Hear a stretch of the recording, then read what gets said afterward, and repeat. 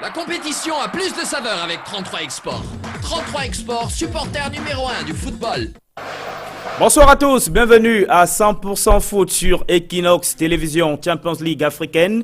Et de 2 pour Coton Sport de Garoua dans le groupe B. Les Coton-Culteurs sont imposés dimanche 2-1 sur les Angolais du Recreativo de Libolo. Une victoire qui intervient une semaine seulement après celle remportée devant les Ivoiriens de Sewe Sport de San Pedro. 1-0. Coton Sport de Garoua prend ainsi une très belle option pour la phase retour qui démarre dès le 31 août prochain. En Elite One, 6 matchs de la 21e journée sont disputés dimanche. Le choc Union Sportive de Douala, Panthère Sportive d'Indé n'a pas tenu la promesse des fleurs avec beaucoup de déchets dans cette rencontre, 0 but partout au temps réglementaire et notamment côté Panthère Sportive d'Indé où de nombreuses questions se posent en ce moment, surtout avec l'absence de plus en plus remarquée d'Hilaire Thiaya, le président du conseil d'administration des Humains. Mesdames et messieurs, voilà pour le menu de cette édition de 100% foot. Bien d'autres sujets seront développés sur ce plateau avec bien évidemment nos invités. Emmanuel Mbappé Soka, bonsoir.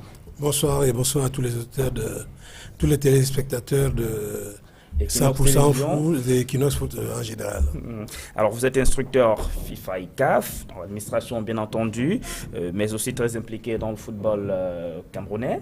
Et j'imagine que ça ne vous échappe pas que d'ici 4 mois, l'année 2013 sera terminée.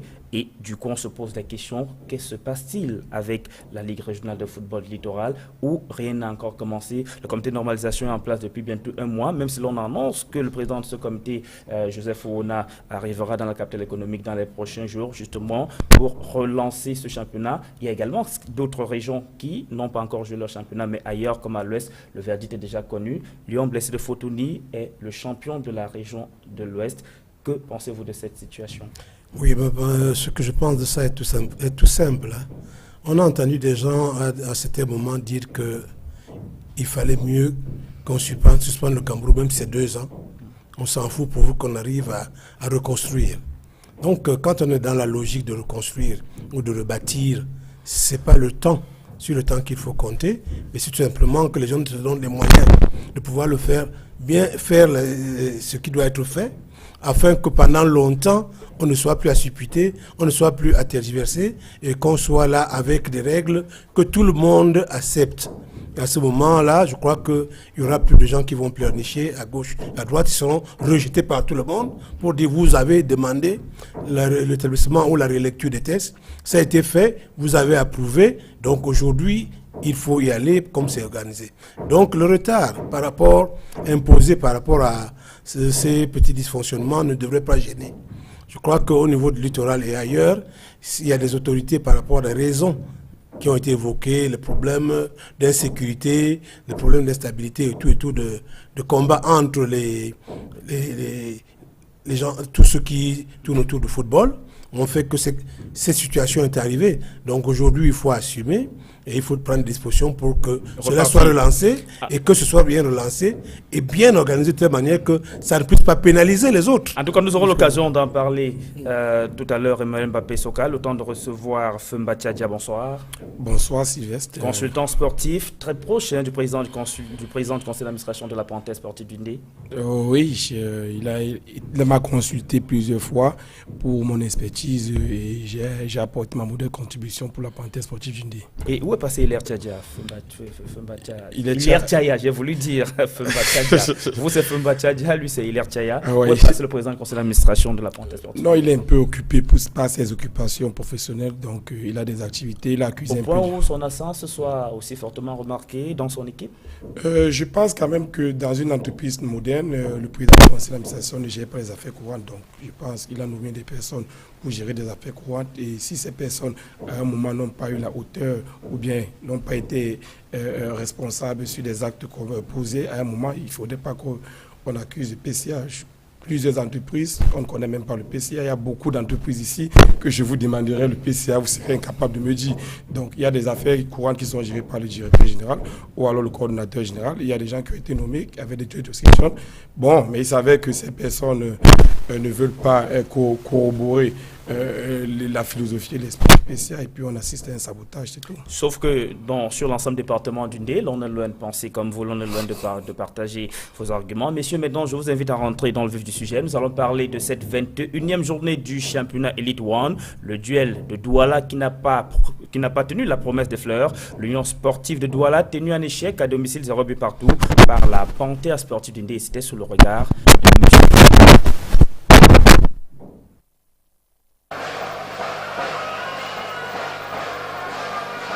Union sportive de Douala contre la Panthère sportive du Ndé, une affiche de rêve sur le papier qui a déçu plus d'un dimanche au stade d'unification de Douala Bépanda. Les Nassara Kamakai qui recevaient Zumanto ont présenté une piètre copie de leur jeu. Dans un match insipide, ennuyeux pour les spectateurs, les supporters de Zumanto qui ont déserté les gradins sont très peu représentatifs dans les tribunes du stade de l'unification de Douala Bépanda. Le divorce est prononcé entre le club fagnon du département du Ndé et ses supporters qui voulaient autrefois la vedette aux équipes de la ville de Douala. Les deux équipes sont dans une partie horrible, sans saveur. Seule action de la première mi-temps, à la 30e minute, un missile de Jean-Colbert Matike, Tchoumte le portier de Zumanto est battu, mais la barre transversale renvoie le ballon. Score à la pause, 0 but partout.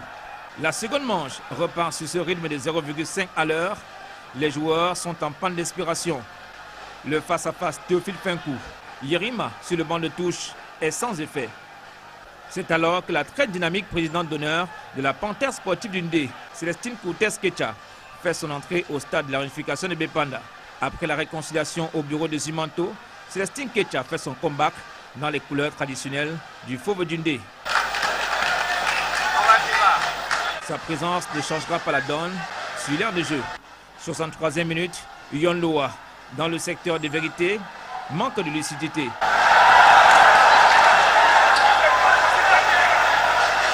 Dans le dernier quart d'heure du match, Zumanto sort la tête de l'eau sans forcer le verrou de Nassara Kamakai. Score final, 0 but partout.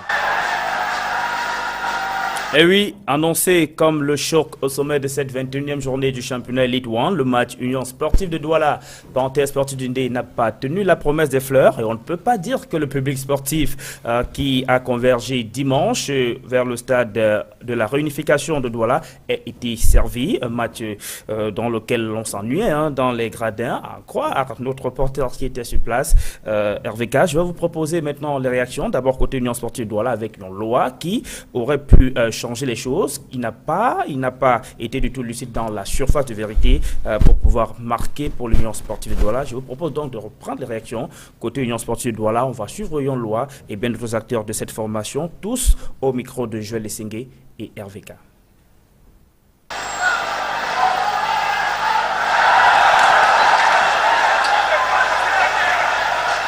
Bon, dans l'ensemble, c'était un match très difficile, puisqu'on a fait pratiquement un mois sans jouer. Et on s'entraînait seulement, on jouait les petits matchs amicaux. Bon, avec le temps, ça va venir parce qu'en deuxième mi-temps, on a montré une très bonne entame. Juste que le but n'est pas entré, mais bon, on va rester dans le même élan et continuer à travailler dur pour pouvoir atteindre notre meilleur niveau. De très très sale tour, puisque tout le monde n'était pas dans la même condition physique, vu que d'autres personnes sont à l'équipe nationale, d'autres sont là. Donc le groupe a été très dispersé. Et avec tous les voyages que les internationaux ont à faire, vraiment, ça nous a joué un sale tour. Mais bon, c'est la vie, c'est le foot. On accepte avec et on va travailler dur pour pouvoir continuer dans de bonnes conditions. Après un mois de non-compétition, c'est tout à fait normal qu'on voit ce qu'on a vu cet après-midi. Mais cela n'excuse rien pour notre prestation. Je suis un peu déçu parce qu'on peut manquer de rythme, mais il y a des petites choses intelligentes qu'il ne faut pas manquer dans un match. On aurait pu rapporter ce match si on avait su exploiter la moindre faille. Ce n'est pas qu'ils n'ont pas exécuté ce que nous avons dit du banc de touche. Vous savez, c'est un manque de compétition. Ça peut aussi arriver, ça peut arriver. Et travailler dur, c'est également le mot d'ordre au sein de la Panthère Sportive du Ndé, une équipe pas du tout en forme depuis la phase retour de ce championnat Elite One, alors qu'il ne reste que quelques 6 journées avant la fin de la saison. Donc, côté Panthère Sportive du Ndé, je l'indiquais tantôt, le mot d'ordre, c'est également travailler dur pour se remettre avant la fin de la saison. Réaction recueillie par Emos Fongo et RVK.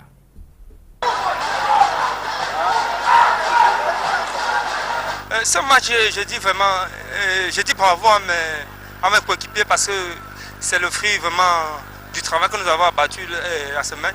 Vous avez vu que les choses ont changé. Auparavant, on ne parvenait pas à supporter jusqu'à 90 minutes de jeu. Et aujourd'hui, déjà, on parvient à pouvoir finir 90 minutes de jeu debout. C'est d'abord un ouf de soulagement. Je crois qu'actuellement, chacun respecte son couloir. Auparavant, c'était du n'importe quoi, chacun venait s'ingérer, il donnait un titre à lui. Et aujourd'hui, maintenant, nous avons, l'administration s'est réunie et ils ont essayé de repartir les tâches, chacun dans son couloir. Je crois que c'est le fruit de ça que nous voyons cet appel. À partir du moment où nous vous parlons, je crois qu'il y a une très bonne ambiance. Et les échéances à venir, je crois que les équipes qu'on va rencontrer, qu'ils se préparent. Ça a été un match, un très beau match, hein, mais c'est que comme nous sommes en train de faire un travail un peu technique, nous sommes obligés, nous acceptons le résultat ici. Là. Vous savez que les derniers matchs de Panthère, nous avions beaucoup encaissé et que nous avons voulu d'abord travailler ce côté défensif. Je pense que les prochains jours, tout vont s'améliorer. Alors, quelle est l'ambiance aujourd'hui au sein de la Panthère Sportive du Ndé? Non, l'ambiance elle est bonne, hein, elle est bonne en France. Nous, on n'a pas de problème par rapport au bruit que vous écoutez là dehors. L'équipe n'a pas seulement les résultats, bon, il faut qu'on fasse tout pour que cette équipe ait des résultats, c'est tout. Sinon, au niveau de l'administration, tout marche bien, il n'y a pas de problème. C'est le directeur technique, c'est lui qui met sa main et vous voyez le système de jeu change déjà, ça s'améliore. Vous-même, vous avez vu que ça a été un autre format de jeu qu'on a produit aujourd'hui. Et je pense que dans l'avenir, ça va produire plus que ça. Et la Panthère Sportive du Ndé qui reste relégable, premier relégable à 5 journées de la fin du championnat Elite One. Nous allons rester au sein de cette équipe des Zumento. La Panthère Sportive du Ndé qui est désormais une société commerciale. La mutation juridique a été effectuée vendredi dernier à la faveur d'une assemblée générale tenue dans la ville de Baganté. Jérôme Narcisse Obzé était présent. C'est au cours d'une assemblée qui s'est tenue vendredi dernier aux environs de 20 h dans un hôtel de ville de Baganté que les administrateurs de la Panthère Sportive du Ndé, en l'absence de leur PCA Hilaire Chaya, qui avait récemment délégué tous ses pouvoirs au secrétaire général du club, ont finalement transformé la Panthère en société anonyme. Grâce à Maître Kankumo, nous venons de vivre la naissance d'un beau bébé qui rentre dans le professionnalisme, ce que le chef de l'État a attendu de tous ses voeux, ce pourquoi le chef de l'État a mobilisé beaucoup de moyens, ce pourquoi le chef de l'État a mis en œuvre des organismes tels que la Ligue professionnelle pour faire de ce pays qui a permis à l'Afrique d'avoir plus de participants dans le football international, de prouver que nous sommes capables de montrer aux yeux du monde un football d'éthique, un football professionnel. Ce soir est né Zumanto Football Club, Panthère Sportive du Ndé, Zumanto SA, c'est-à-dire la South. Et à côté se trouve l'association qui est propriétaire du nom de marque, des couleurs, et de toute l'histoire qui remonte aux années 50 de la Panthère et qui appartient aux fils et aux filles du Ndé. Sous les regards des autorités administratives et traditionnelles du département du Ndé, ce fut également l'occasion idoine permettant de trouver des voies et moyens afin de sortir l'équipe de la crise dans laquelle elle est plongée. Une crise dont lui responsable, dit-on ici, n'est autre que le PCA Hilaire Chaya, qui n'a pas été à la hauteur de la mission qui lui a été confiée en début de saison. Nous avons, compte tenu de l'indisponibilité du PCA, que nous avons volontairement amené à la Panthère pour avoir été le fils de l'autre, le président, fils de l'autre, fils du trésorier à vie de la Panthère. Compte tenu de son indisponibilité, nous avons trouvé un autre fils qui a été président de la Panthère en 2002. Ce fils d'Undé est disponible. Le PCA a transféré ses pouvoirs au SG de l'ancienne organisation. Ces pouvoirs sont transférés par la force du conseil d'administration qui a créé un poste de vice-PCA qui a les mêmes prérogatives que le PCA, indisponible à notre fils Ndiapa, ancien président, qui va désormais, de par sa disponibilité, être aux côtés du directeur général. Ce qui n'empêche que le PCA, quand il sera là, ils seront tous les trois aux côtés de la panthère sportive d'Undé. Pour moi, ce soir, c'est un sentiment de soulagement. De soulagement pour une maman qui a fait confiance à un fils. Un sentiment de mission presque accomplie. Nous avions un devoir. Nous avons fait confiance à un fils. Malheureusement, l'inobservation de nos conseils et règles a fait que Panthère est dans le tourbillon des petites équipes pour une grande équipe. Mais ce soir, je prends l'engagement devant les supporters, devant les fils et filles d'Undé, que cette nouvelle équipe qui est mise en place va remettre Panthère à la place qui est la sienne. Car le football ne fait que commencer. Nous allons jouer la Coupe du Cameroun devant son Excellence le Président Paul Biya. Et ce jour-là, à ses côtés, au stade, c'est un engagement sans responsabilité dans l'opérationnel que je prends. Je prends personnellement. Ce jour-là, au stade, sera assis aux côtés de son Excellence le Président Paul Biya, papa, le président du Sénat, pour voir jouer Panthère avec celle des équipes qui va se distinguer pour mériter la Coupe du Cameroun devant le président. C'est un engagement que je prends ce soir.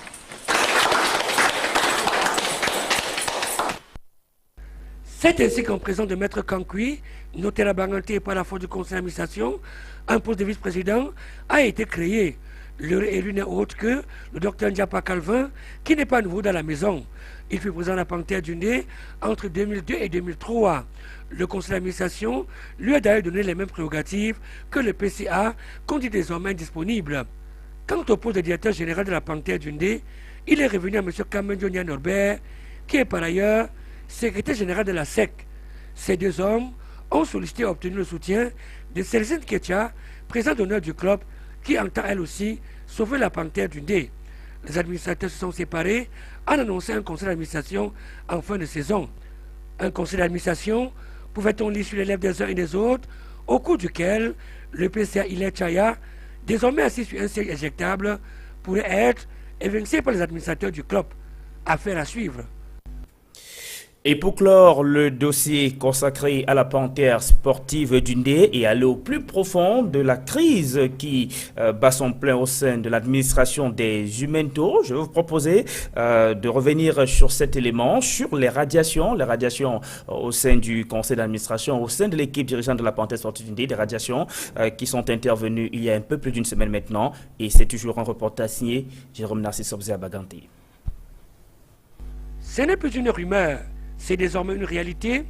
Le président du conseil d'administration de la panthère sportive d'Undé, Hilaire Tchaya, et ses proches collaborateurs viennent de siffler la fin de la récréation suite aux nombreuses contre-performances des Verts et Jaunes. C'est ainsi que tout le banc de touche, composé d'Emmanuel Ikumba, Fania Fernandez et Len Paul, ont purement et simplement été mis à l'écart pour n'avoir pas hésité à la hauteur de remplir leur feuille de route. À ceci, on peut également citer Moifo Roger, nommé il y a cela quelques mois directeur sportif, qui paie le prix de n'avoir pas pu réussir à ramener le calme et la sérénité dans le groupe. Dans l'administration du club, M. Nousset Ophil, qui joue le rôle de coordonnateur local, a lui aussi été remercié.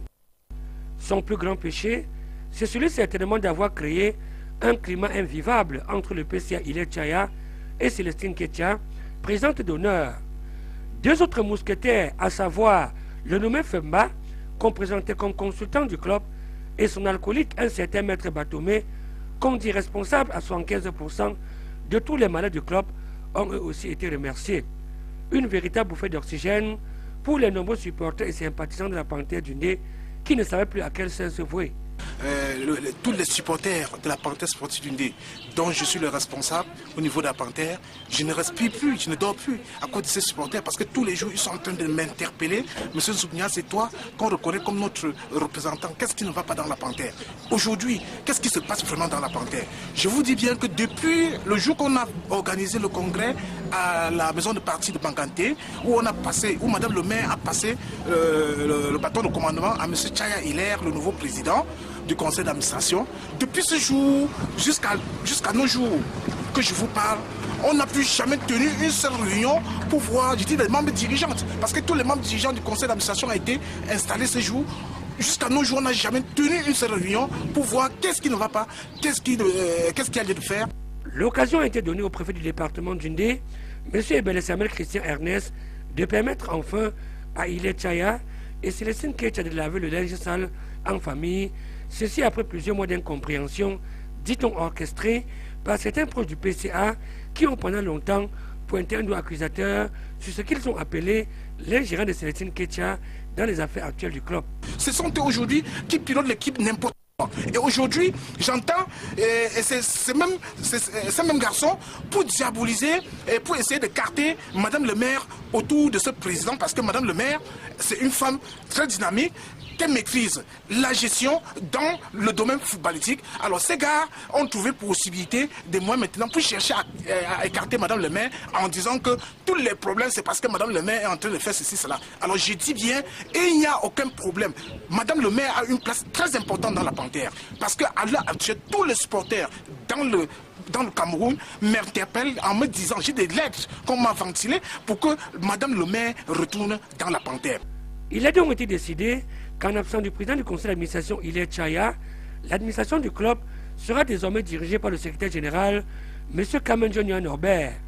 Pour l'encadrement technique, Jules Frédéric Nyonga a été choisi pour remplacer Emmanuel Likumba au poste d'entraîneur principal. Il sera secondé, annonce-t-on, par un entraîneur qui est attendu ce jour même à Banganté. Son premier défi, c'est donc dimanche prochain face à Sable de Batier. Ainsi va donc la Panthère Sportive Dundee Fumba Tchadia, consultant sportif de cette équipe, ou alors ex-consultant sportif de cette équipe. Dans ce reportage de Jérôme Nassi-Sobzé, vous êtes clairement cité comme faisant partie de ceux-là qui ont été remerciés, de ceux qui semaient un climat pas du tout favorable à l'évolution de cette équipe de Panthère Sportive Dundee. Je vous remercie. On est dans un football professionnel, ça veut dire qu'il faut comprendre où on va, il faut comprendre ce qu'on fait, n'est-ce pas? Je n'ai rien contre votre reporter, mais à un moment, il faut se rapprocher de la source pour avoir la bonne information. Je crois quand même que j'ai été interpellé pour travailler Panthère comme consultant, parce que j'ai une entreprise qui fait dans le management sportif. Et au cours de l'entretien que j'ai eu avec le PCA, on a conçu un projet sportif pour la Panthère Sportive Dundee. Dans ce projet, j'ai fait venir Junior, qui est quand même l'un des grands entraîneurs qui est dans mon écurie. Et on est en train de développer un projet. J'ai conçu un organigramme dans lequel, vous l'avez à côté de moi, il y a le PCA, il y a tous les membres, il y a le directeur sportif, avec chacun son job description. Je suis arrivé, l'image que vous voyez, c'est lors du séminaire que j'ai fait à Baranté 2 jours pour expliquer l'orientation et le projet dans lequel le PCA partait. Bon, il s'avère que des gens ne comprennent pas le foot. Moi, je ne suis pas un employé de Panthère ou alors un travailleur à Panthère. Je suis un consultant et lorsque mon expertise est demandée, je viens, je fais mon travail, je gère pas les affaires courantes de la Panthère. Et c'est quoi cette histoire de crise, de tension, de bagarre entre le président du conseil d'administration Hilaire Chaya et la présidente d'honneur ex-PCA Célestine Ketia Cortez? Bon, je pense qu'il faudrait que les auditeurs et les téléspectateurs soient un peu éclairés de cette situation. Le président Chaya, qui est venu avec de nouvelles idées, avec un esprit professionnel, a voulu imprégner sa marque, mais les esprits, je ne sais pas comment dirais-je, les esprits jadis... Il ne faisait pas l'unanimité, ça a venu... Non, ce n'est pas un problème d'unanimité. Il faudrait comprendre une chose. Une entreprise fonctionne avec du droit. Quand on voit dans une entreprise, il y a quand même le droit commercial qui sont quand même les minima à maîtriser, l'acte uniforme WADA. Donc quand j'entends dire qu'on a un vice PCA, je ne sais pas dans quel organigramme d'une société commercial, on peut avoir un vice-président du conseil d'administration. Donc il y a quand même des thèmes juridiques assez sensibles que le PSA ne pourrait pas accepter. Et lorsque on convoque l'Assemblée générale constitutive, je pense quand même que chaque administrateur doit avoir 15 jours au moins avant la date de l'Assemblée. Donc, et la réunion de crise s'est faite le 6 août. Et l'Assemblée constitutive s'est passée le 16. Quand on ôte 16 au 6, on voit qu'il n'y a que 10 jours. On se demande quand est-ce que les administrateurs ont été convoqués pour l'Assemblée constitutive. Donc, c'est une cabale bien organisée. Et bon, on constate, vous avez vu l'intervention de Mme Koutès. Donc, vous savez que nous sommes en période de préélectorale, dont les gens profitent des situations pour pouvoir avoir une vitrine. C'est peut-être aussi facile de votre part de le dire ici. Hein? Non, parce qu'il est clairement défini qu'Hilaire Tchaya n'est pas en place, il est invisible. L'acte uniforme doit être très simple. Lorsque le président du conseil d'administration d'une société commerciale est indisponible... Sauf que la Panthère n'était pas encore une société commerciale. Ah, justement. Donc, ça veut dire qu'on ne savait pas ce qu'on faisait. Ça veut donc dire qu'on ne savait pas ce qu'on faisait parce que le président est nommé PCA de la Panthère au sortir d'une assemblée générale. Donc, ça veut donc dire que ceux qui dirigeaient ne savaient pas ce qu'ils faisaient. Parce que Panthère a été pris sans bilan. On n'a pas de bilan, on ne sait pas. On a pris Panthère dans une organisation tatillonnante. Et bon, on a essayé de prendre notre marque. En tout cas, je reviens à vous tout à l'heure, le temps de faire réagir Emmanuel Mbappé-Soka sur la question. Oui, moi je pense que j'ai suivi le reportage, mais je ne veux pas trop faire de commentaires, tout simplement parce que je crois que la Panthère a des statuts. Et c'est sur la base de ces statuts que doivent se reposer toute l'organisation annexe. C'est-à-dire que pour créer au sein de la Panthère une SAS pour les besoins du professionnalisme, tout cela doit être basé sur les statuts réglementaires de la Panthère et sur les statuts de la FECAFOOT allant de la CAF de la FIFA.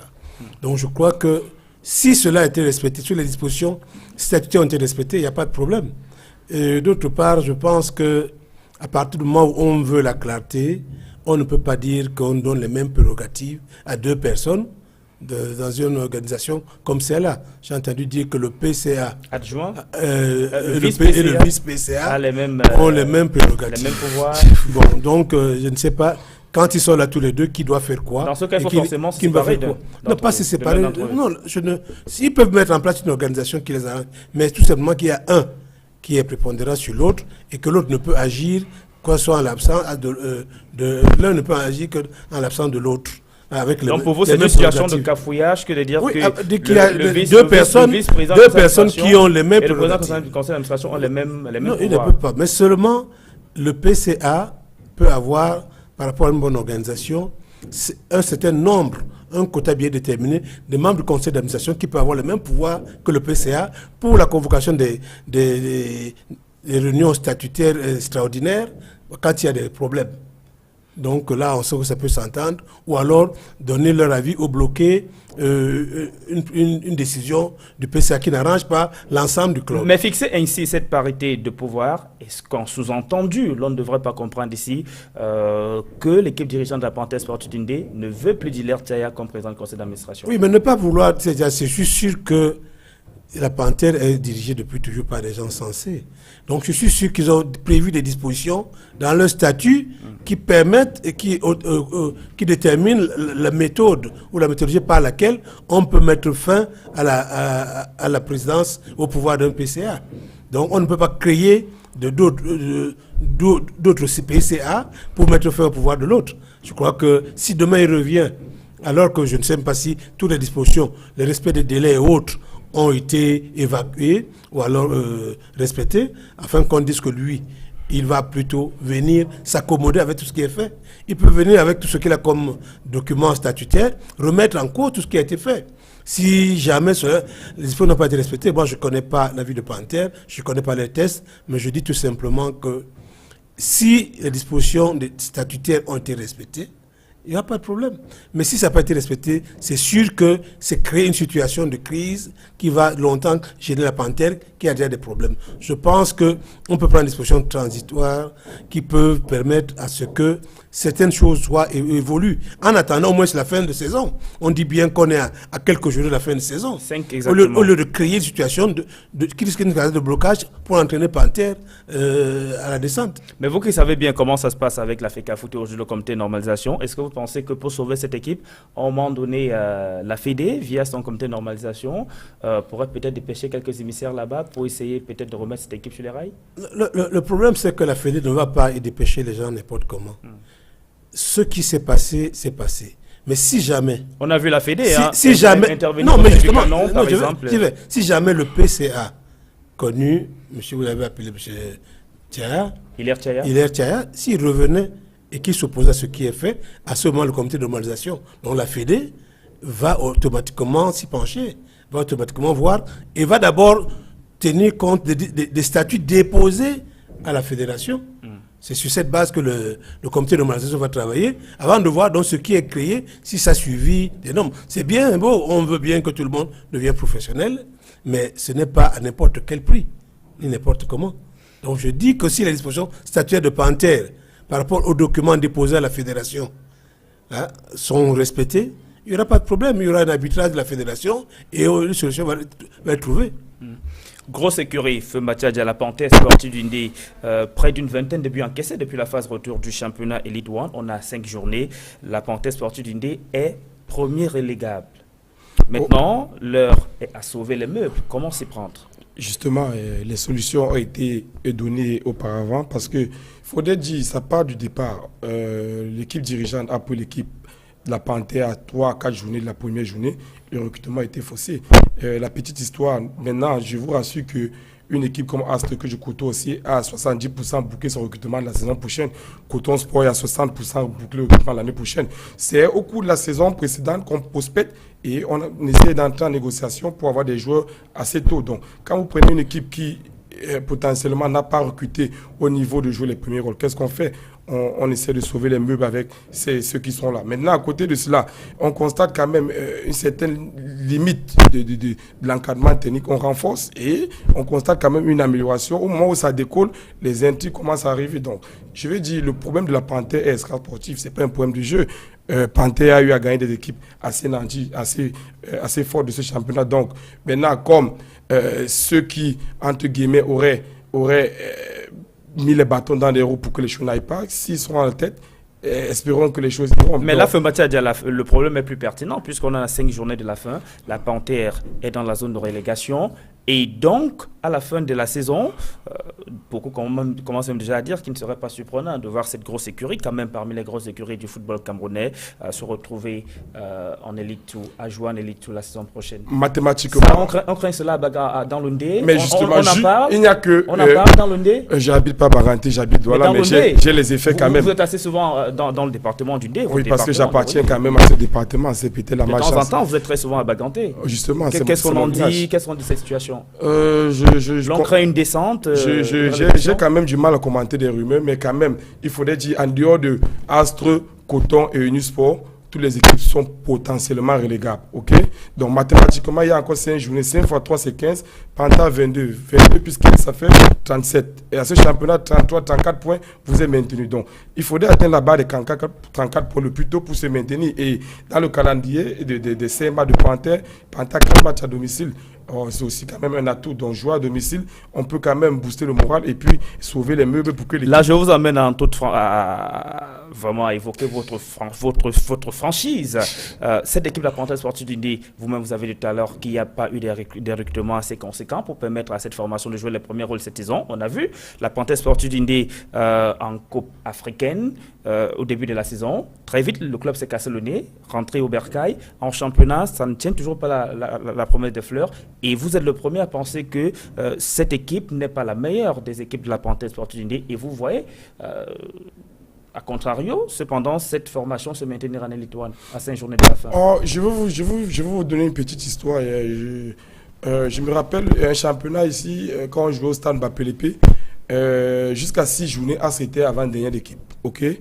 Mais à la fin du championnat, Astre a fini, je crois, 3e, a discuté le titre. Ouais, là, elle allait gagner Coton Sport Garoua 2-1. Donc, sur les 7 matchs qui restaient, Astre a fait 6 victoires et nul. Donc, c'est pour dire que mathématiquement, on peut. Et quand objectivement, on n'a pas des joueurs pour jouer le premier rôle. Les premiers rôles, ça ne veut pas dire qu'on n'a pas des joueurs pour gagner un match de football. Donc, Panthère peut gagner les matchs de football. Mais maintenant, être deuxième, troisième ou premier, là, c'est un peu utopique. Bon, maintenant, il y a la Coupe du Cameroun qui est aussi une échéance qui peut permettre de jouer la compétition africaine. Je pense que tout est encore jouable. Il suffit vraiment de balayer les problèmes extra-sportifs et que les gens évitent d'utiliser Panthère pour avoir des images assez déguisées. Je pense qu'il faudrait encore le dire parce que c'est l'un des poèmes aussi du président Tchaïlé. Il a eu la malchance d'arriver dans une équipe où il a eu à placer quand même quelques joueurs et la manne financière a réveillé les instincts d'appétit de certains dirigeants qui étaient là auparavant et ont commencé à vouloir voir clair alors qu'auparavant ils n'ont pas pu déposer un budget. Il n'est pas le premier président du conseil d'administration de la Panthère sportive du Ndé à signer des transferts de joueurs. Hein. Il y a beaucoup avant lui. Oui, la petite histoire, Sylvestre. Feutueux l'a fait. La petite histoire, n'est-ce pas? Vous savez le départ de Feutueux de la Panthère, ça s'appelle le transfert de Faumen Charlie. C'est là où ces problèmes commencent. Parce qu'il y a certains administrateurs, certains gens pour de Feutueux qui lui ont dit, mon frère, l'argent qui est entré, on doit partager. C'est les équipes de canton. Ça se vit partout dans le Et vous pensez que ce n'est pas normal? Mais est-ce qu'on partage l'argent d'un transfert lancé? C'est une recette. Les transferts de jeux, c'est une recette pour un club qui doit investir. À l'heure actuelle, qu'on vous parle, combien d'administrateurs de Panthère ont pu verser leur succession? Personne. C'est sous fonds propres que le président Tchaïlé a... En tout cas, là, on voit clairement que les défaites sont désormais à proscrire pour la Panthère sportive du Ndé. À 5 journées de la fin, première relégable, enchaîner des défaites, ça ne fera pas du tout du bien à cette équipe. Je vais maintenant vous inviter à parler d'un autre match qui s'est disputé aussi ce dimanche au stade de la réunification de Douala-Bépanda. Juste après le match Union sportive de Douala, Panthère sportive du Ndé, il y avait également cette rencontre très attendue entre DAC 2000 et Union Sport Academy de Bamenda. Et vous allez le comprendre, les filets sont restés inviolés dimanche au stade de la réunification de Douala. Parce que, hormis le 0-0 entre l'Union sportive de Douala et la Panthère sportive du Ndé, le même score a été également révélé lors du match DAC 2000, Union Sport Academy de Bamenda. Le compte rendu de cette rencontre, signé RVK. C'est une équipe très entreprenante de Union Sport Academy de Bamenda qui s'est présentée dimanche à Douala dans son duel contre DAC 2000. Les académiciens de Bamenda, sans complexe, se sont mis à la hauteur des jeunes talentueux de DAC 2000. Face à Njoy Dimo, Ekanga Nelson et les autres, Moumi Hilaire et Tchangé Angé Armand ont prouvé qu'ils n'étaient pas des enfants de cœur. Des belles actions, une bonne maîtrise technique, Union Sport Academy de Bamenda s'est éclaté sur le gazon synthétique de Douala-Bépanda. Score à la pause, 0 but partout.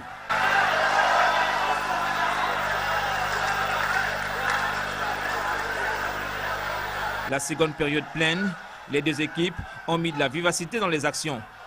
DAC 2000 et Union Sport Academy de Bamenda se tenaient fort à la semelle. 61e minute, et Kanga Nelson, seul dans la foulée, échoue face au portier Kessi. Union Sport Academy s'accroche. 75e minute, encore Ekanga Nelson prolonge une balle qui ne trouve pas le cadre. Oh là là!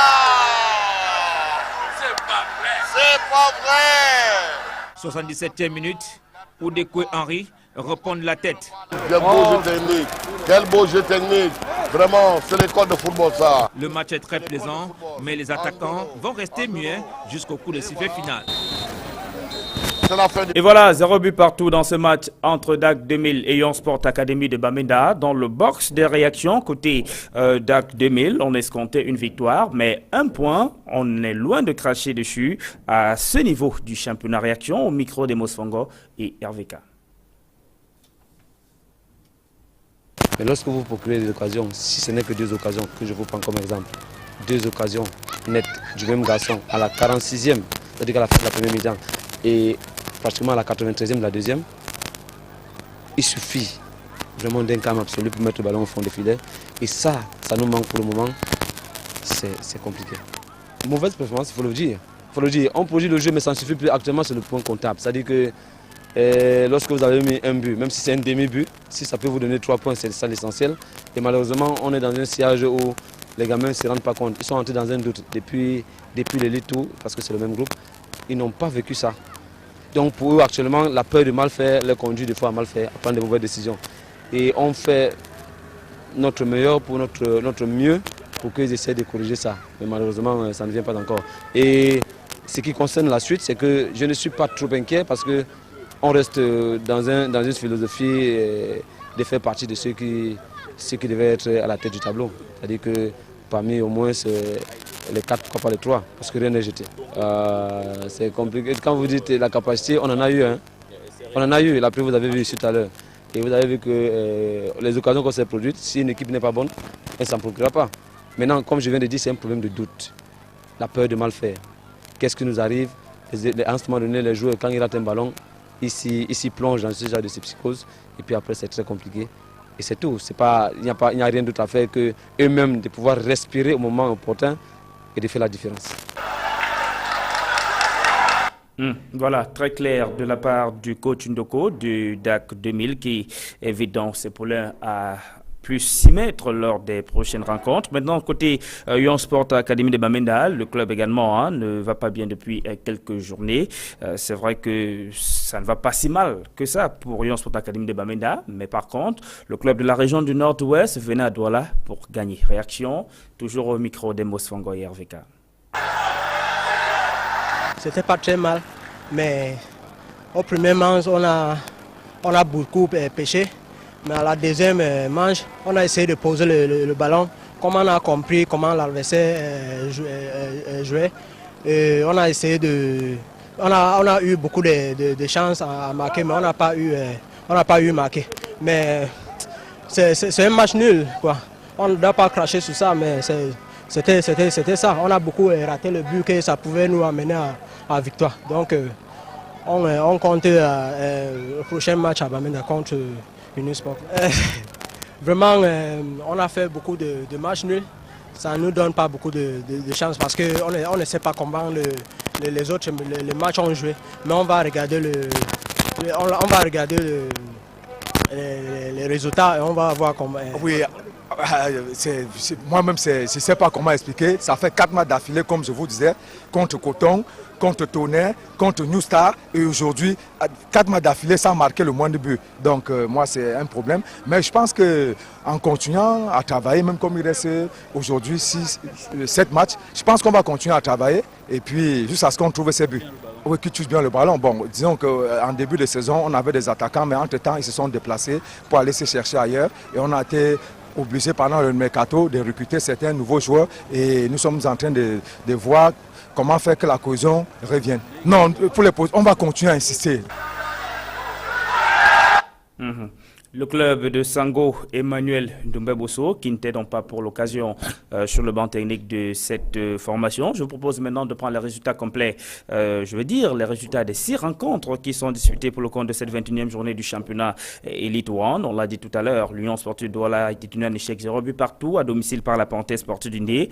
Même score pour DAC 2000, l'Union Sport Academy de Bamenda. Le tourneur de Yaoundé est tombé 0 but à 1 devant Sable Football Club de Batié. Sable de Batié, les Sansambois qui se réveille également dans ce championnat Elite One, longtemps dans les profondeurs du classement. Renaissance de Ngoumou, pour sa part, a fait jeu égal, 1 but partout contre Foufou Football Club de Baham. La rencontre se disputait au stade d'excellence de la CAF à Bankomo, tout comme le match Tonnerre Kala Club de Yaoundé Sable de Batié. Vous savez que le stade Omnisport Amadou Aïdou de Yaoundé est fermé pour travaux. En attendant le match capital que doit disputer Lyon dans le Cameroun le mois de septembre prochain contre la Libye, match comptant pour les éliminatoires de la Coupe du Monde 2014. Unisport du Onkam a battu les Mekok Mongona du Canon Sportif de Yaoundé. Le match est disputé au stade de Ngaoundou Gaston de Guenok de Bafan. Dialakouane Sport Academy de Limbé, tenu en échec par New Star de Douala. Bonaventure John Cup qui n'a pas pu aligner sa deuxième victoire d'affilée depuis qu'il a pris les commandes de New Star de Douala. Le dernier match pour boucler cette 21e journée du championnat Elite One, c'est la rencontre Coton Sport de Garoua Astra Football Club de Douala, reportée par la Ligue de football professionnel du Cameroun pour le 28 août prochain est le match de la 20e journée. Coton Sport de Garoua, Union Sportive de Douala devra en principe être disputé ce mercredi. On attend toutes les façons de voir, mais du côté de Garoua, l'on annonce le déplacement imminent de Coton Sport pour la ville de Douala. Et au classement non officiel en Elite One, à l'issue de la 21e journée, les Astres Football Club de Douala restent solides leaders avec 39 points.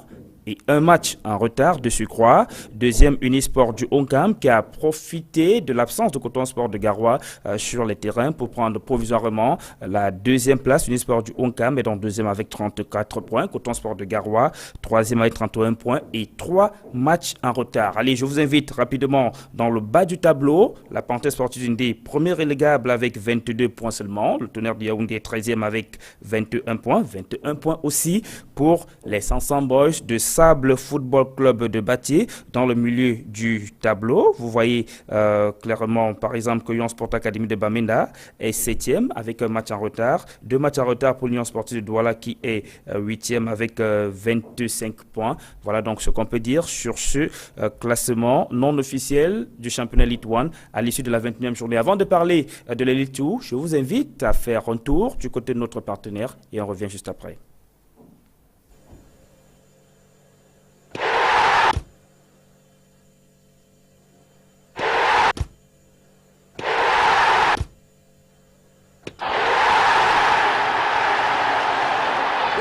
Plus de saveur avec 33 Export.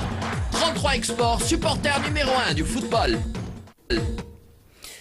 Voilà, je le disais, en Elite 2, la 21e journée a été entièrement bouclée ce week-end. À Douala, il y avait 2 rencontres. AS Matelo de Douala recevait National Polytechnic of Bambui. Victoire de cette équipe de la ville de Douala qui se réveille dans ce championnat Elite 2. AS Matelo s'est imposé 1-0 sur National Polytechnic of Bambui, une équipe qui ne va pas du tout bien. Vous comprendrez tout à l'heure pourquoi.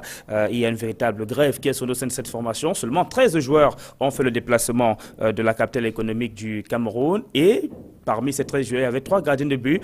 Un de ces gardiens de but a été invité à évoluer comme joueur de champ à la faveur de cette rencontre. National Polytechnic s'est donc incliné 0 but contre 1 devant AS Matelo de Douala. Il y avait également le match Botafogo de Douala, celle de Marois, 0 but partout. Le compte rendu de ces 2 rencontres signé RVK. Opération redressement dans le championnat d'élite de football, AS Matelo de Douala est sur les bons rails. L'ancien pensionnaire de la première division, qui broyait du noir depuis l'entame de la saison sportive 2013, s'est révolté. Samedi, face à National Polytechnic de Bamenda, AS Matelo de Douala a davantage renforcé les bases de cette nouvelle donne. Concentration, la recherche de la qualité dans le jeu, engagement des joueurs, des éléments qui contribuent au succès du club. AS Matelo de Douala, solide défensivement, empêche à National Polytechnic de Bamenda de faire le jeu. C'est Wabet Nana qui inscrit le but assassin pour la victoire de AS Matelo de Douala, 1-0. Le deuxième match du stade de la réunification de Bepanda, Botafogo de Douala accueille celle de Marois. Les 2 équipes vont se lancer dans une longue phase d'observation.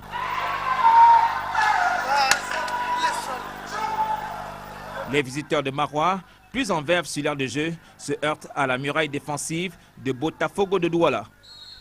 Il n'y aura pas de but et pas de vainqueur dans ce duel qui s'achève sur le score de 0 but partout. Victoire retrouvée donc pour AS Matelo de Douala qui sort progressivement de la zone de relégation. Le club n'en est pas encore si éloigné que ça, mais bien évidemment AS Matelo de Douala est sorti de la zone de relégation et c'est bien évidemment la satisfaction au sein de cette équipe. Dans le bord des réactions, je vous propose donc de suivre les acteurs de AS Matelo de Douala au micro des RVK. Non, on n'a pas été dans le jeu. On a certes gagné, mais bon, on n'était pas trop lucide comme la dernière fois à Yaoundé. C'est vrai qu'on a pris des points importants. Le jeu ne nous a pas été très luisant comme on a un candidat direct, quelqu'un qui est menacé comme de la régulation. Les 3 points nous permettent quand même de préparer sereinement la semaine. On va voir, on va être serré, plus concentré.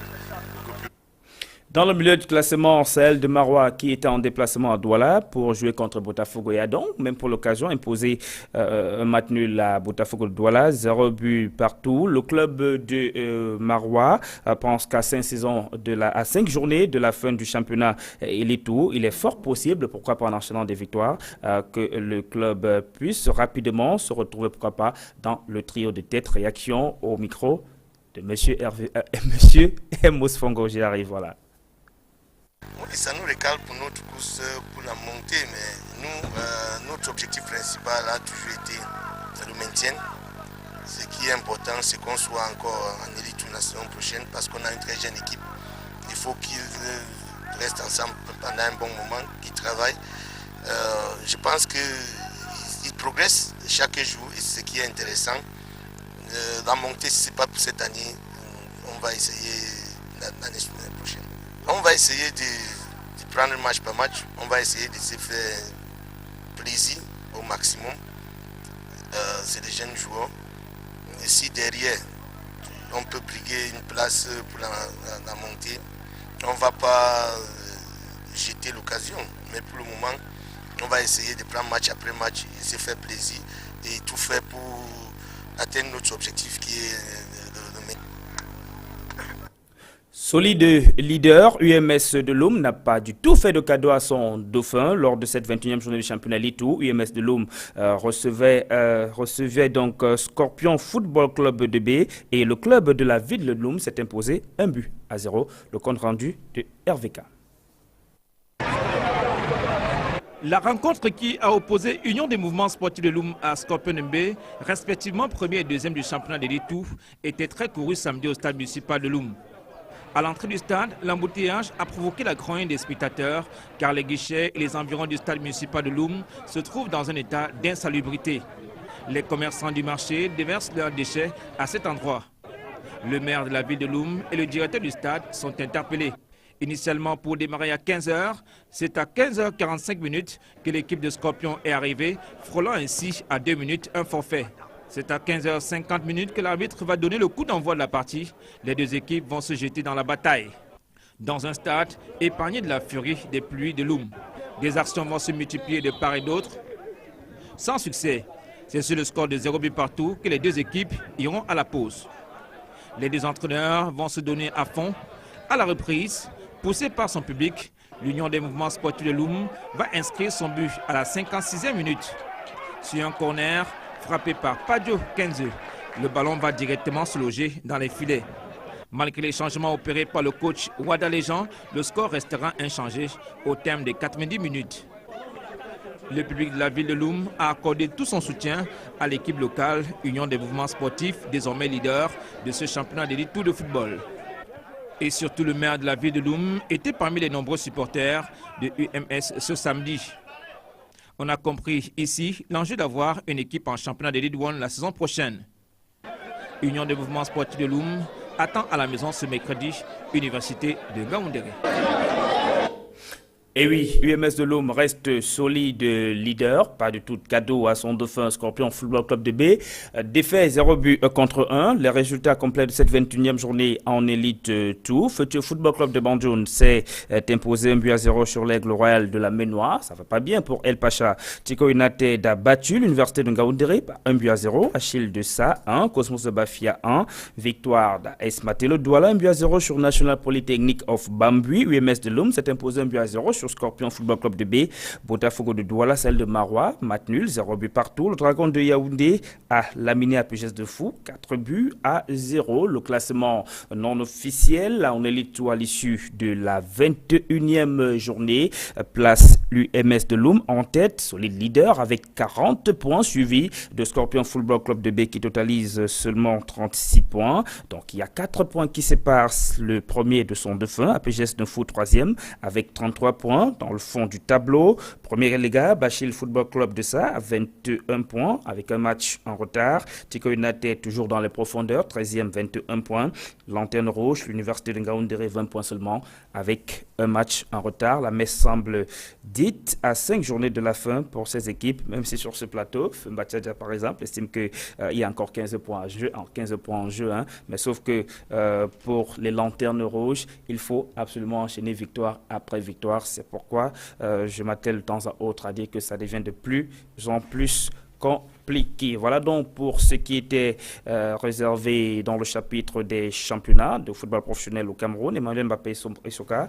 Nous allons maintenant parler de ce comité de normalisation dont les membres ont été installés, ça fait bientôt un mois, qui est à pied d'œuvre, c'est vrai, mais on n'a pas encore la phase concrète, la phase pratique du travail qui est en train d'abattre ce comité de normalisation. C'est beaucoup plus encore les aspects théoriques avec les consultations, notamment des représentants des associations de footballeurs. Vous, de votre posture d'instructeur CAF FIFA, par l'administration bien sûr de ces instances, comment interprétez-vous le rôle que joue ce comité de normalisation depuis qu'il est mis en place? Tout à l'heure, nous évoquions le cas de la Ligue de football professionnel, le cas de la Ligue régionale de football du littoral, où il y a un véritable statu quo. Je crois que ce comité, tout le monde l'a accepté. Pour tout le monde, à la fin, c'était un comité qui est bienvenu. Il y avait beaucoup de problèmes au niveau du football, des gens de camps opposés qui se disputaient la bonne compréhension, la meilleure manière de voir comment opérer à la gestion et à l'organisation du football. Bon, aujourd'hui, les gens ont parlé de problèmes de tests et autres et demandé à ce que certaines dispositions soient revues. Le comité de normalisation est mis en place pour revoir tout cela. Mais il revient à ce groupe de s'asseoir, comme ils l'ont déjà fait, de s'organiser et trouver la meilleure méthodologie de travail. Est-ce qu'il faudra que ce comité mette plus de célérité dans son travail? De toutes les manières, c'est un travail qui est attendu par tout le monde. Au sortir de là, ce qui est attendu, c'est que tout le monde attend que ce comité mette en place certaines dispositions sur ce qu'ils vont faire comme travail dans les modifications, dans les révisions des dispositions de tests, afin que ce n'est pas le lendemain, au sortir de là, qu'il y a encore des gens qui vont crier. Mais il y a encore peut-être donc, ce qui veut dire ils ont 8 mois. Mais justement, c'est bon. Donc, à partir de cela, il ne faut pas être pressé. Ils ont 8 mois, ils ont établi certainement leur calendrier de travail. Donc, à partir de ce calendrier, ils savent où commencer et où arriver. Oui, mais dans le littoral, on ne joue pas encore. Mais justement, vous avez vu, ils ont pris d'abord le premier chantier, qui était le chantier de la Ligue professionnelle. Ils ont terminé avec ce chantier. Et le problème du littoral, ce que les gens comprennent, est un problème complexe. Parce que le littoral était l'une des rares régions où il y a eu en partie des élections qui ne sont pas allées au bout. Ces élections ont été décriées par certaines personnes, en même temps qu'au moment où on a rejeté la commission des élections a rejeté les élections nationales au niveau de la fédérale, cette commission a validé les élections du littoral. Bon, maintenant, après tout ce qui s'est passé, il s'est fait donc que le littoral n'avait qu'un conseil régional. Il n'y avait pas de bureau régional, il n'y avait pas de suite. Donc, à un moment où arrive le comité qui doit remettre à plat toutes les choses, est-ce que ce comité devait s'appuyer sur l'ancien conseil qui ne devait plus être, ou à ce nouveau conseil qui a été élu et décrié? Donc voilà ce que les gens doivent comprendre. Mais cela semble trouver solution parce qu'il est évident que ils viennent donc de trouver solution. Ils viennent de trouver solution. Les gens doivent donc comprendre pourquoi ce n'était pas facile pour eux de le prendre comme ça. C'est-à-dire, toutes les autres régions ont fonctionné, ceux qui ont fonctionné, avec des équipes qui ont été élues de la même manière que celles de la Ligue régionale du littoral, qui ont, comme au niveau de l'Ouest, sont allés jusqu'au bout de la gestion de la saison. Donc aujourd'hui, on vous dit, vous repartez, vous êtes là, mais il y a un couac. Le littoral n'a pas de bureau. Ça, il y a juste un conseil. Faut-il commencer par là ou mettre en place un comité provisoire, un comité de normalisation? Quand on parle de normalisation au niveau de la région, je ne crois pas que ça va être... Non, c'est un comité provisoire. Parce qu'ils ne viennent pas normaliser. Ils vont suivre ce qui va être fait au niveau de Yaoundé. Donc leur rôle, ce n'est pas de normaliser. Donc, à partir de cela... Mais c'est peut-être d'administrer, entre autres, comme oui, ça, c'est toujours passé. Oui, administrer, ils vont administrer parce qu'il y a un championnat qui a démarré. Et l'avantage, au moins, que les gens ne prévoyaient pas, mais l'avantage, c'est que le Littoral a eu l'aval de la nationale pour pouvoir jouer avec 3 sous-poules. Ce qui réduit la longueur de ce championnat. Donc, mais seulement, il y a autre chose. Vont s'accélérer et les joueurs il y a autre chose. Obligés de voler comme un professionnel, hein, où il va falloir jouer quasiment tous les 3 jours. Mais on a souvent joué comme ça. Tous les 3 jours. On a souvent joué comme ça. En Ligue régionale, c'est pas non, même en Ligue régionale. D'ailleurs, c'est un avantage parce qu'eux seraient mieux préparés à la compétition de barrage. Ah, voilà, je reviens à vous. Fumbacha Dia, ce comité de normalisation, vous pensez qu'il est un peu lent dans son action, ou au vu de l'état dans lequel ce comité de normalisation a trouvé le football camerounais, il est bien obligé d'aller progressivement, sans toutefois se casser le nez en voulant prendre les choses d'une manière un peu plus emballée? Je pense qu'on dit souvent qu'il va lentement, va sûrement, mais la complexité ici, là, c'est que le principal acteur qui est le footballeur ne joue pas dans 4 régions. Ce n'est pas seulement le littoral. Il y a 4 régions où on ne joue pas. Voilà. Donc, ça fait 4 régions où le footballeur ne joue pas. Moi, j'ai pitié de ces gamins qui auraient dû prendre des vacances, de congé maintenant, parce qu'ils ne vivent pas du football, c'est des amateurs et l'école va commencer. Et en plus de ça, les responsables des clubs qui sont en train de prendre en charge les gens qui sont en train depuis 4 mois, c'est enfants petits.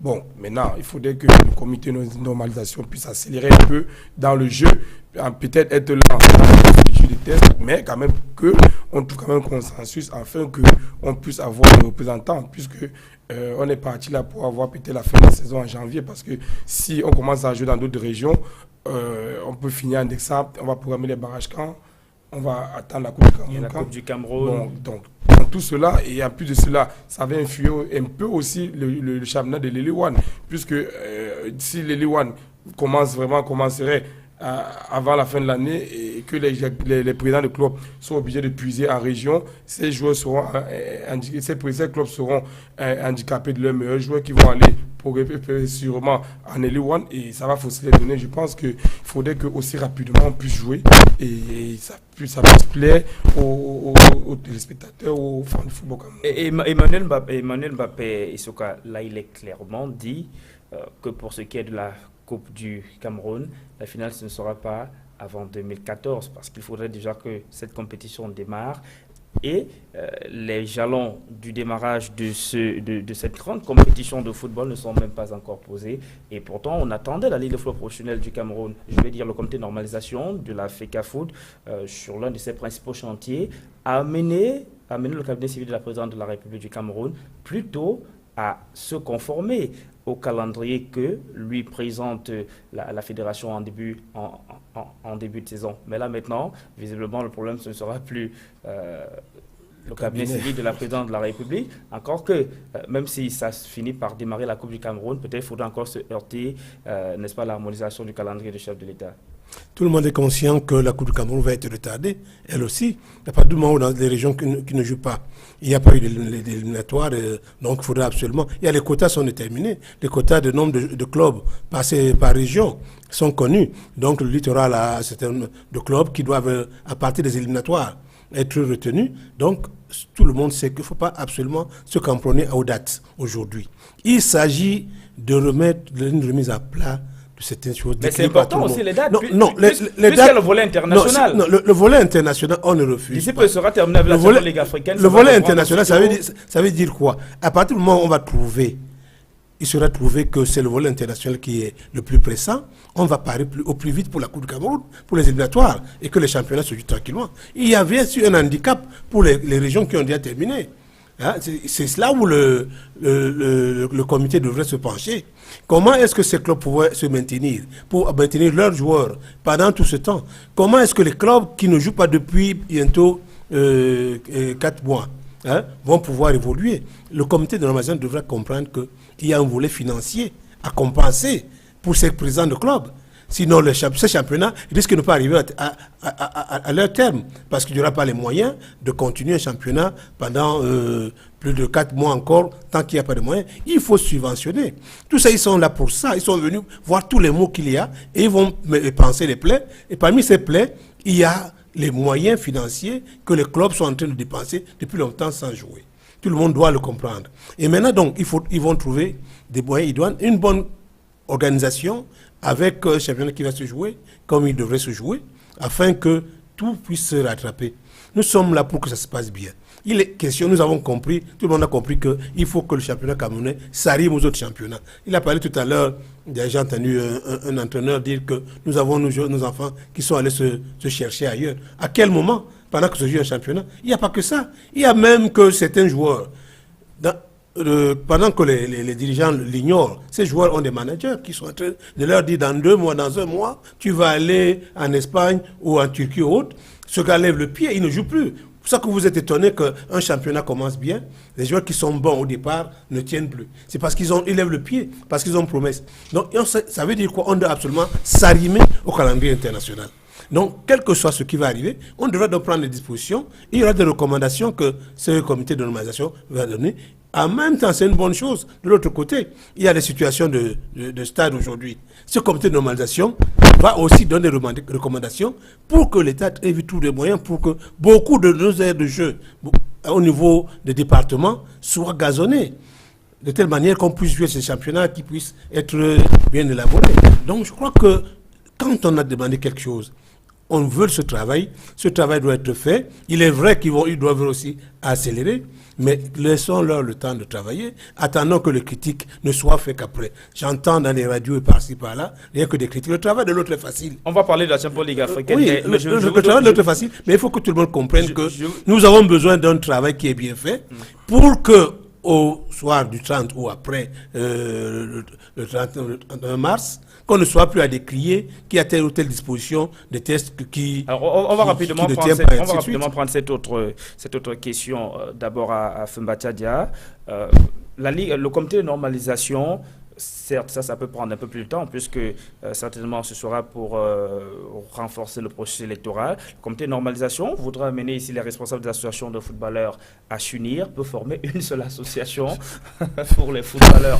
Or, on sait qu'aujourd'hui, il y en a une multitude. Il y a la FAC, il y a le SINAFOC, il y a l'UFC, il y a le RFC, et toutes ces personnalités, ou alors les représentants de ces différentes associations, passent depuis des jours devant le comité de normalisation, précisément devant la commission de recours, la commission de refonte des textes, je crois bien, qui entendons et qui consultent ces différentes personnes qui sont soumises à un questionnaire.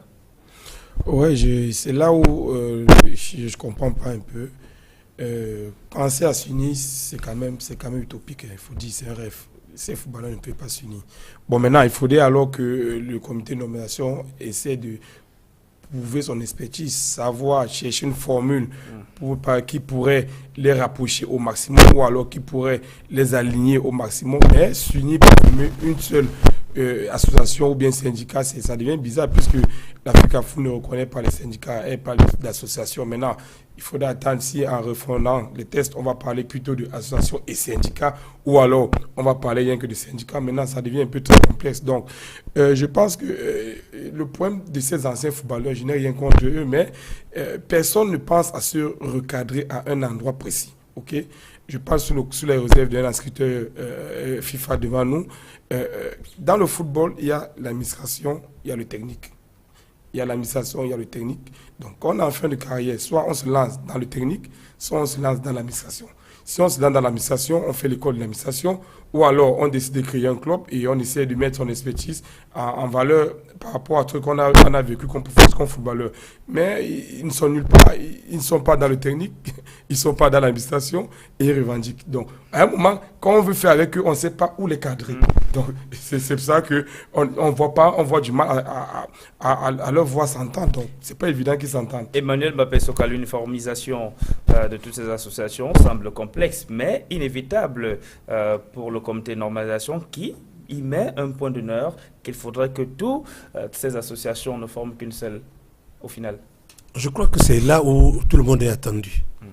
Tout le monde est attendu parce que le comité de normalisation, au lieu de le critiquer, il faut que tout le monde soit de force de proposition.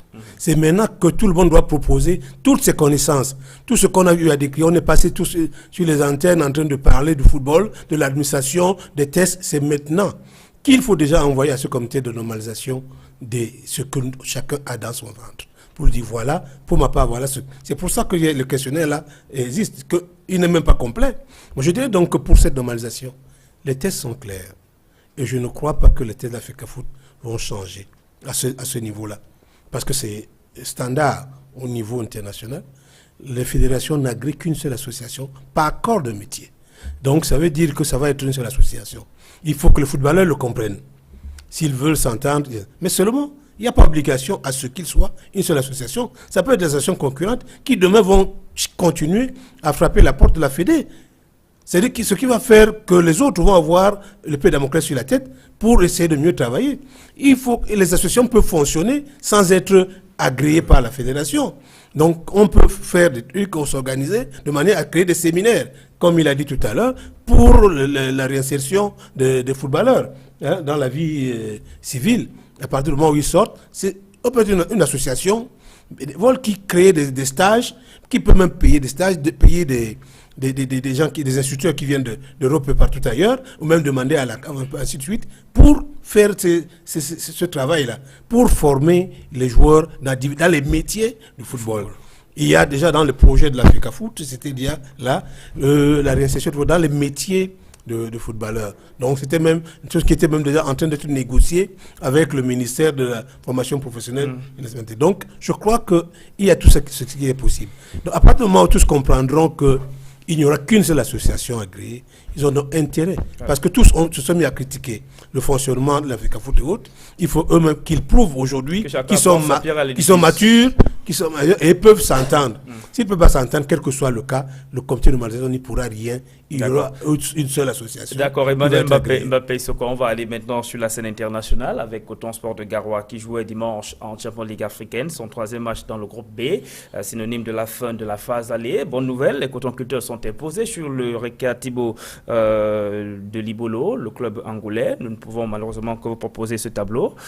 Ce soir, Coton Sport de Garoua s'est donc imposé 2-1 sur le Recreativo de Libolo, le club angolais. Dans l'autre affiche du groupe B, CW Sport de San Pedro de Côte d'Ivoire s'est incliné 0-1 devant l'Espérance de Tunis. Et du coup, incidence directe en classement dans ce groupe B. L'Espérance de Tunis reste certes en tête avec 6 points, mais Coton Sport de Garoua part de sa dernière place il y a encore cela une semaine pour la 2e place dans ce groupe B. Coton Sport de Garoua est dans le 2e avec 6 points, donc à égalité parfaite avec l'Espérance de Tunis. Mais on sait qu'il y a une différence entre les deux parce que dans leur confrontation, Espérance de Tunis s'était imposé 2-0 sur Coton Sport de Garoua lors de la première sortie des Coton Culteurs dans ce groupe B.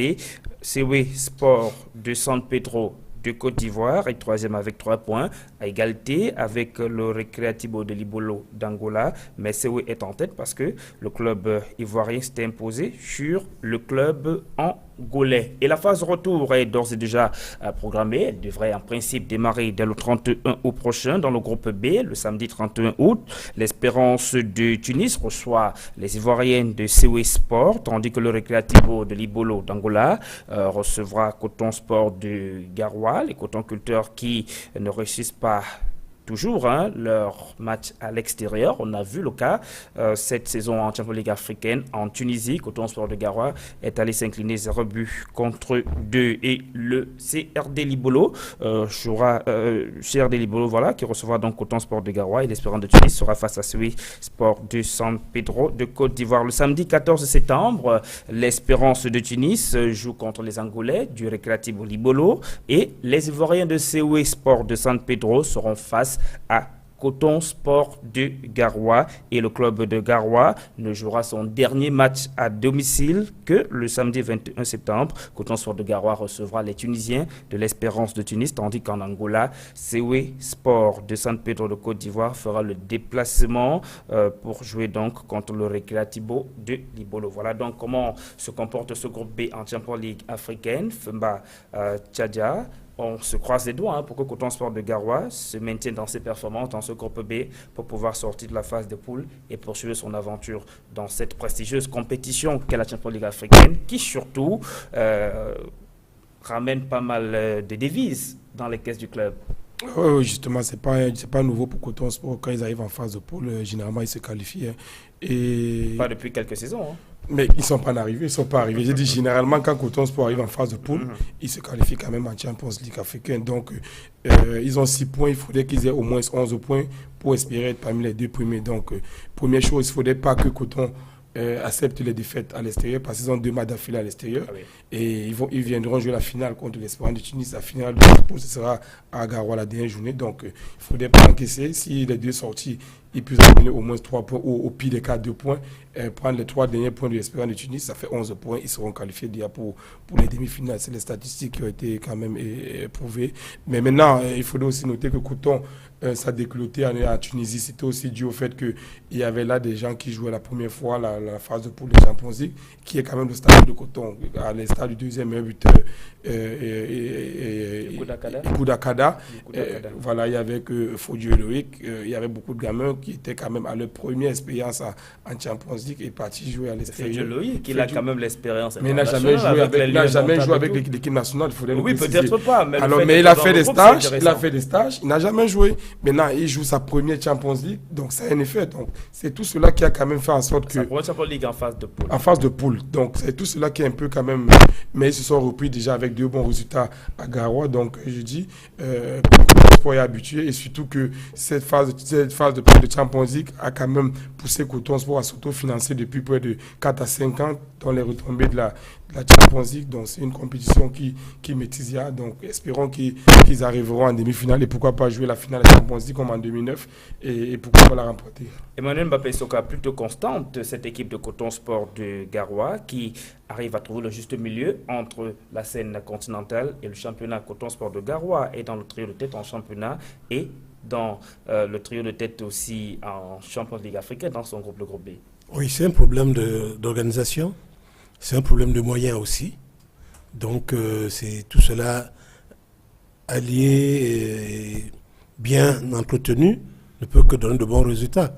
Bon, quant au petit problème de Coton en début de saison, il faut tenir compte aussi des aléas de notre championnat avec les multitudes d'arrêts qu'il y a eu et autres qui ont fait... Ça a pu déconcentrer l'équipe. Oui, déconcentrer l'équipe. En même temps, à un moment donné, la compétitivité, on la perd un peu. Donc, je crois qu'il y a ça. Donc, aujourd'hui, Coton va jouer en Angola, il ira en Côte d'Ivoire. Il suffit, comme il a dit, de pouvoir se maintenir, de faire un bon résultat et un résultat moyen quelque part, c'est déjà pratiquement l'assurance. Parce que c'est ces clubs-là qui sont derrière Coton, c'est les 2 premiers qui sont qualifiés. Donc je crois qu'en se maintenant au-dessus, c'est ça l'objectif, se maintenir au-dessus de Sewe Sport et d'Angola, dans l'équipe du club angolais. Et à ce moment-là, ils assurent la qualification. C'est d'abord ça l'objectif premier. Je crois que cette constance, beaucoup de clubs devraient aujourd'hui, quand on parle de professionnalisme, il ne faut pas d'abord chercher ailleurs. On a un club qui est déjà professionnel au Cameroun. Il faut que des gens... Le problème, c'est que les gens ne vont même pas, à côté de Coton, demander au moins de regarder comment est-ce que Coton est organisé, avant de regarder comment l'organisation professionnelle est en Europe ou ailleurs, où on est loin d'atteindre les réalités de professionnalisme ailleurs. À partir de cette petite organisation, s'y mettre.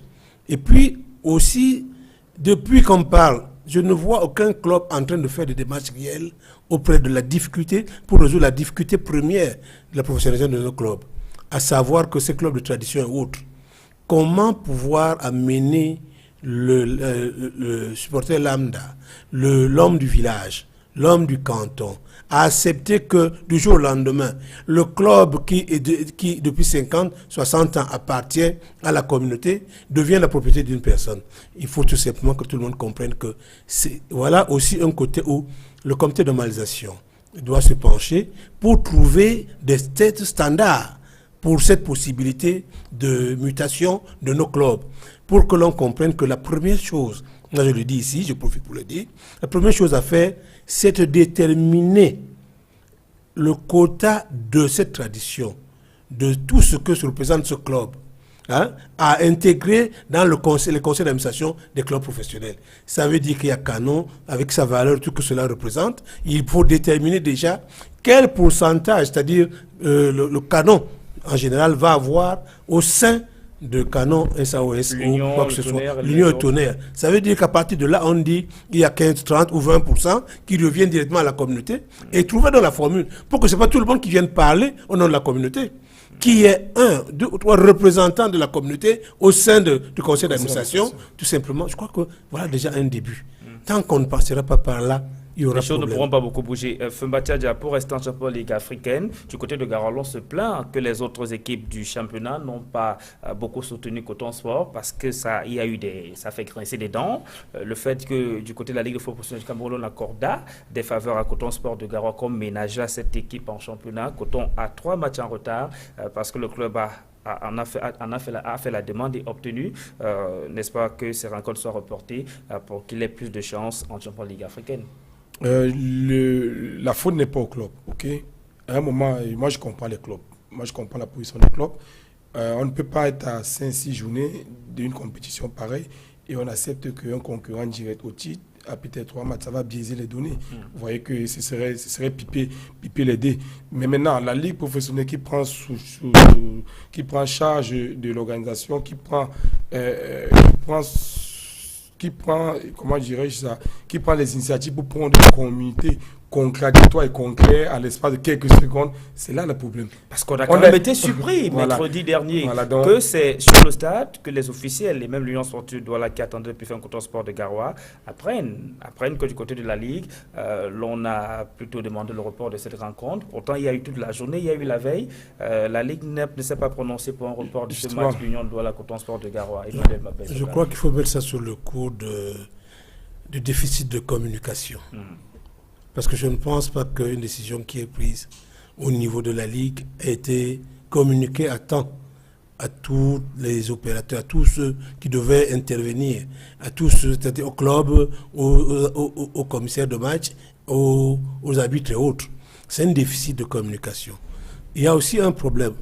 La situation actuelle de Coton, avec tout ce qu'il y a eu comme arrêt par-ci et par-là, avec la situation des départements et régions qui sont bloqués, fait que hier on pouvait pallier à cela en faisant jouer ou intervenir les matchs éliminatoires de la Coupe du Cameroun, qui ne sont pas, c'est au moment où on a déjà tous les représentants des régions qui doivent jouer avec les équipes de Ligue 1, Ligue 2, on pouvait pallier à cela. Donc il y a une difficulté supplémentaire.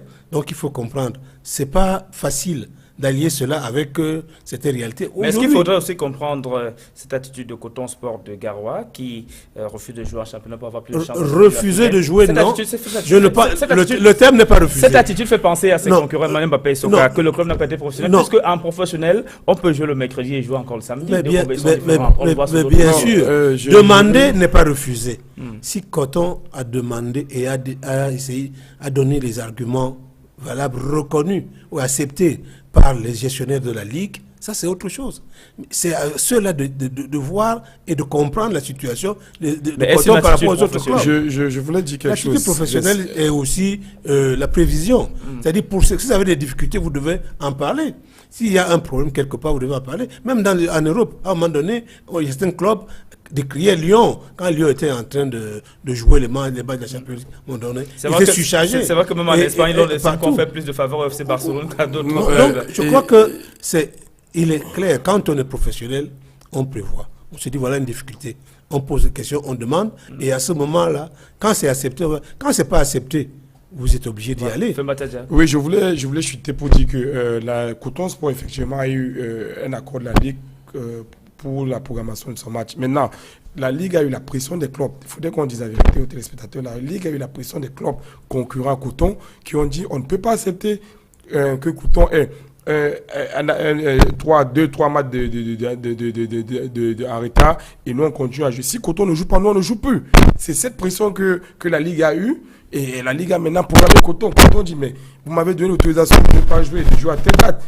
c'est là où la Ligue a été prise dans son propre piège. Ça veut dire qu'en principe, les responsables de la Ligue devaient s'expliquer ou bien devaient communiquer sur ces contradictions.